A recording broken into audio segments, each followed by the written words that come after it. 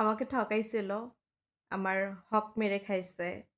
আমার নামে মিথ্যা অপবাদ দিছে। লোকের কাছে গিয়ে আমার নামে আজে বাজে অনেক কথা বলছে যা আমি কখনো করিনি, করার কথা চিন্তাও করিনি। আমার আমার রিজিকে হাত দিছে। যেটা একমাত্র আমার রিজিক ছিল সেটায় হাত দিছে। এমন কোনো কাজ নাই যেটা আমার সাথে করে নাই। আমি দিনের পর দিন পাগলের মতো মানে সারাক্ষণ কান্না করছি। পুরো প্রেগন্যান্সি টাইমটাই আমি কান্না করছি। তারপর আমি আল্লাহকে বিচার দিছি, ধৈর্য রাখছি এবং মাফও করে দিছি।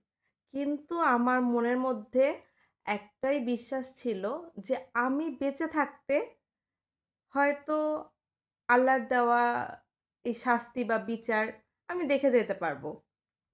কিছু বিচার আল্লাহ দুনিয়াতে দেখায় দেয়।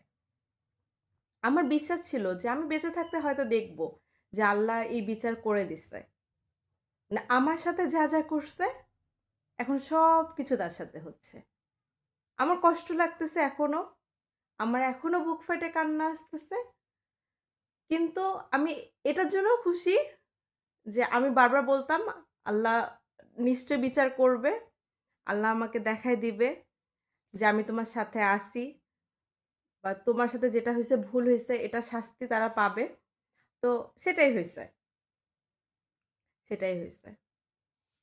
আমার মায়া হয়, মায়া হবে আজীবন।